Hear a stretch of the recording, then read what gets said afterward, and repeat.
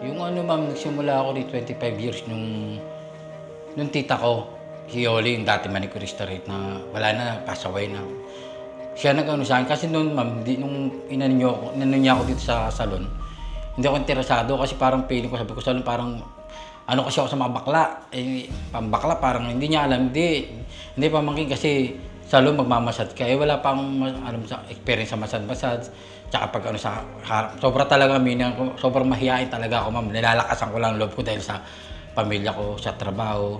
Tsaka marami kasi ako napasok sa trabaho ko, ano, nag-contraction ako, nag-car washing po ako, nag-waiter ako, nag-messenger ako. Totoo lang ma'am, meaning ma'am, dito 100% dito po ako yung medyo nakaipon, nakaluwag ng konti, nakasurvive sa pang-araw-araw ng pangangailangan namin. Sa mga magulang ko, medyo okay pa nga siya. Siyempre, dalawa kami ni Andy medyo umaalalay. Hindi naman kami totoo ma'am, talagang masipag lang kami, matyaga sa trabaho kung tutuusin. Hindi namin kayang magano ng iba-iba ng trabaho. Kasi kung ano yung maganda, saka maganda yung papalakad nyo, pag-aalaga nyo sa tao. Kaya yun ang nakita namin, tsaka yung malapit si Ma'am Linda sa Panginoon. Doon niya kami binabago. Kasi totoo lang ma'am, hindi naman tayo perfecto. Ako, hindi ako perfecto ma'am. Marami akong kasalanan, mababalo ako.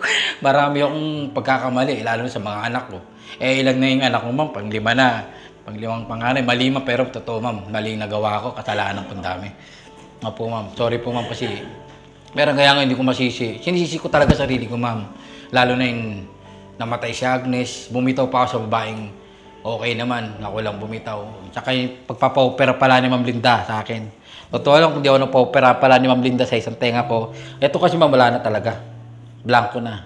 Ito lang pandinig ko, isa na lang. Kaya pag yung kinausap ako ni Ma'am Linda, nagalit sa akin. Hindi mo na ako naririnig, kaya naintindihan ko si Ma'am, pinag-retire niya na ako. Kaya dinala niya na naman ako kay Dr. Lupa. Gusto niya akong, ayaw na ni Dr. Lupa, hindi na raw kaya kasi may edad na nga ako, yung sperm ng mga ugat ko. Kahit daw operahan ako, gagastos lang yung tao niyo, pero di na kaya opera kasi may edad na siya, di katulad ng bata na operahan siya. Kaya yung pandinig ko ma'am, sobra ako nagpapaito. Si mamang sumagot lahat ito sa katat ko. Pero nagpapasalamat sa'yo, kaya nahiya ako sobra kay Ma'am Linda. Sobra talagang hindi niya ako pinabayaan hanggang sa uli. Pinakasikaso niya ako kasi makalabas ako na yan po. Sobrang salamat po sa inyo, ma'am. Mga problema sa bahay. Siyempre, pagdating pumasok ka na sa piante, nakapasok ka na sa loob ng salon, sa company, iwan mo muna yan. I-focus mo yung trabaho sa kliyente. Yan yung natututunan ko kay ma'am pag nagsasalita siya. Focus ka sa kliyente. Pag umawa ka ng kliyente, para ma-relax ang kliyente. Parang walang iniba yan sa ako, ma'am. Mamassage ako.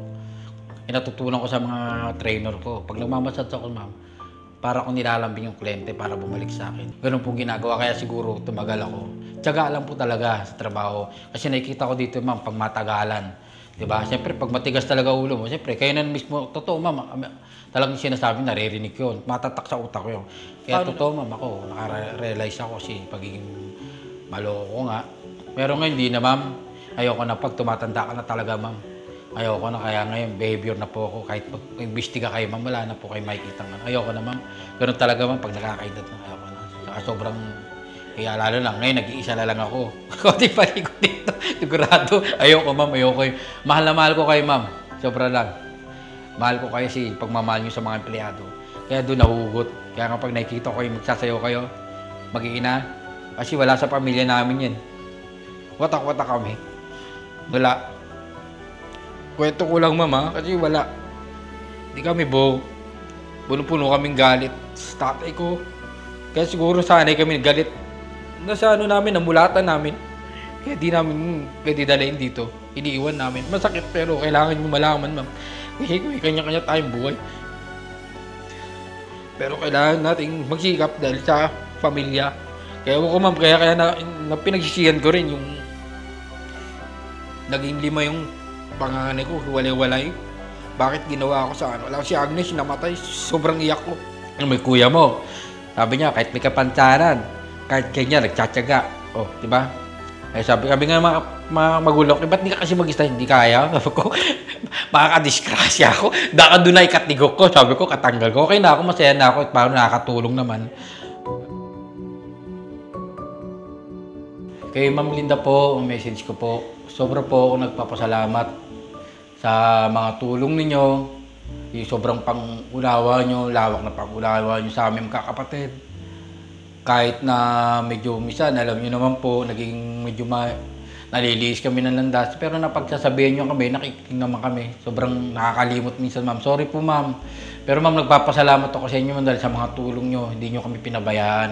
At ginabayan nyo kami hanggang sa ito, yun lang po yung masasabi ko. Sobrang salamat po sa 25 years na tinagal ko at tinanggap niyo ako dito bilang si Joey Pinto na Santolan Piandre. Salamat po, ma'am. Yun lang po masasabi ko. Salamat po, ma'am.